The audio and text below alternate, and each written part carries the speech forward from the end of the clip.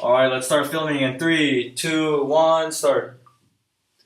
Hey guys, my name is Erica and today we're going to be talking about sexist stereotypes and sexual objectification of women in the movie White Chicks. So this movie was made in 2004 by Keenan Ivory Wayans and... Dude, this is so ironic, man. Come on bro, we gotta start all over again then. Dude, it's just so ironic that you're trying to highlight and criticize the stereotypes against women in the movie White Chicks, but while doing so, you blatantly participate in the stereotype by wearing this and having a whiny voice. Brian is right. When Eric was pretending to be a girl in the introduction of our video, he probably wasn't trying to be sexist on purpose. But in trying to draw a humorous response from his audience, he unconsciously participated in the stereotype against women. Just as we can observe in this scenario, we are almost certain that Keenan Wayans, the director of White Chicks, is not a misogynist. Rather, in an attempt to make the movie funny and appealing for the audience, he played upon the false stereotypes that we will unravel today. Unfortunate to say, women all over the world face these exact prejudices and sexist viewpoints. The first step to undermining these stereotypes is to recognize them. So without further ado, let's jump right in. There are lots of stereotypes in our world, but one we've all most likely heard of is the dumb blonde one. However, this scene takes it overboard. Do you look at these starving kids in Africa? When I see them, I just want to cry. I mean, why can't I be that skinny? It's okay, Maiden. Just think. They can't wear belly rings with those bloated tummies of theirs. I mean, these girls aren't exactly nice, I think that's given. But is it a coincidence that the only two white girls, A, don't know that these kids are starving, and B, are only concerned about their physical appearances? I don't think so. In fact, I think this is not only disrespectful to the millions of African starving children, but also the white female population that is being stigmatized as ignorant and stupid. This clip is a two-way sword. Let's take a look at the second stereotype. I don't know when this stereotype came into place, but it's one of the most harmful. It's the stereotype that women are petty and care about petty things. Take a look at this clip.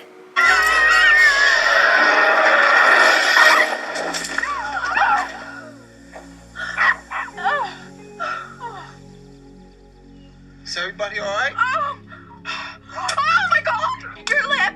Oh my god, your nose!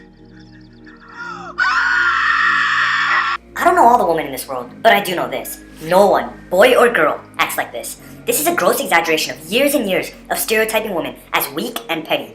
Sure, women care about their appearances, but they don't have a spasm after a single cut on their forehead and nose. The fourth and final one, the obsessive and needy girlfriend. Don't tell me you haven't heard of this before. It's everywhere in the media. From Facebook to Twitter, we've all been ingrained to see women as obsessive over their guys. Just Google the word obsessive on the internet. Yep, that's right, media plays into this as well, as you'll shortly see in this scene. I called the bar. They said you left at 7:45. I checked MapQuest, Marcus. It only takes 6 minutes to get there from here. So if you got somebody on the side, Marcus, you need to tell me. Baby, listen to what you just said. MapQuest said it takes 6 minutes to get here.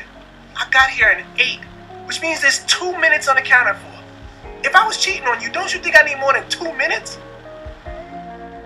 Every single scene that this character Denise appears in, she is worrying about her boyfriend and calling and texting him to make sure that he isn't off with some other girl. I mean, I get you're trying to portray a stereotypical girlfriend, which is bad enough, but you don't have to repeat the same scene with the same character with the same gender like a gazillion times. 4 scenes in total. That's all it took to play to the false stereotype that women are dumb, petty, weak, and obsessive. But wait, there's more. It seems extremely primal and uncultured of us to see people as objects. After all, we're far from the 1800 slavery days where people were auctioned off as items. Or are we? Let's take a look at sexual objectification of women in White Chicks. In this scene, Director Wayans takes us back in time when people were bought and sold as slaves. But guess what? The slaves in this scene are actually women, waiting to be bidded by men on a date. $20,000! Oh, $20,000! Going once, going twice. $50,000 cash.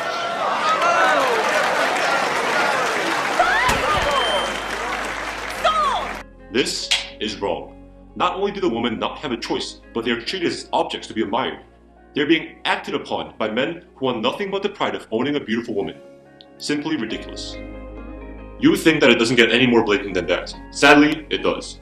Take a look at this scene where 2 detectives strip 2 women of their clothes. That's nothing, Chief.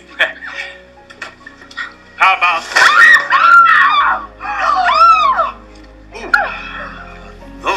Those are nice. That's enough, hey! Okay. This scene implies many things. By saying, "Ooh, those are nice," while looking at the girls' naked bodies, the scene is implying that the girls are meant to be looked upon as sexual objects, while men have the purpose of admiring or critiquing them. Yes, the detectives are drooling over the girls' bodies, kind of like how he would do with a nice Christmas present, showing that this is yet another example of sexual objectification of women. And guess what? This is exactly the type of stigmatization that forces young girls towards self-objectification and habitual body martyring, in which they are constantly cautious of how they look in front of others, and especially in front of men. In this absurd, sexist, and despicable scene, we see the creation of women. Yes, you heard me right. Check it out.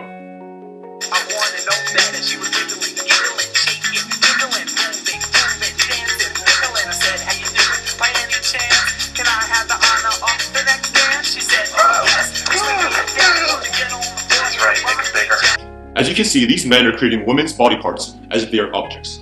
What makes this even more absurd is the fact that the makeup artists agreed to make them bigger, and I'm sure you know what I mean by them. This is not only rude and offensive to women with naturally small breasts, but it's also enforcing the sexual objectification by portraying women as sex objects who need bigger breasts to get somewhere in life, which is the most ridiculous thing I've ever heard in my life. By linking big breasts to women, this movie is saying that the women are not important for their personality or character traits. They're important simply for the size of their breasts. Guys, think of it this way. Would you like 5 girls telling you to make it bigger?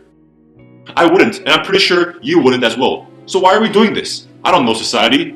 You tell me. We have shown you 8 of the many examples of stereotypes and sexual objectifications present in the movie White Chicks. In fact, when we first compiled the full list of sexist prejudices in the movie, we found so many that we thought it would be virtually impossible for the movie to exist at all if the stereotypes were all removed.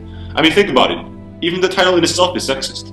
The director is clearly trying to elicit the common stereotypes people have about white girls by titling the movie White Chicks. And by having 2 pretty but stupid blonde girls stand as a representation for all the white girls out there, the director is really saying, "Hey guys, check out my movie. You'll love it because it plays right into the stereotypes that you already hold about white chicks." Long story short, this movie is entirely based on sexist stereotypes, and it would probably not exist without them. The analysis of this movie taught us one important lesson. What we consider funny can actually turn out to be based on subconscious prejudices that are demeaning and overgeneralized toward a certain group. In this case, women. In fact, even though I myself have been a huge fan of the movie since it came out, I haven't realized that it contains so many stereotypes until we took a closer look. But don't worry too much. Just because you develop the ability to discern prejudices does not mean that you have to start hating the movie. It actually helps you view the movie from a more educated and objective perspective. And trust me when I tell you how fun it is to start searching for stereotypes in movies, like Detectives. And guys, remember that this fight to eliminate such sexist stereotypes and sexual objectifications is not just a women's fight, but a fight for the principles of equality and justice that we hold so dearly to our hearts. So what are you waiting for? With a new set of lens that we have given you, detectives, seek out, identify, and crush those prejudices out there.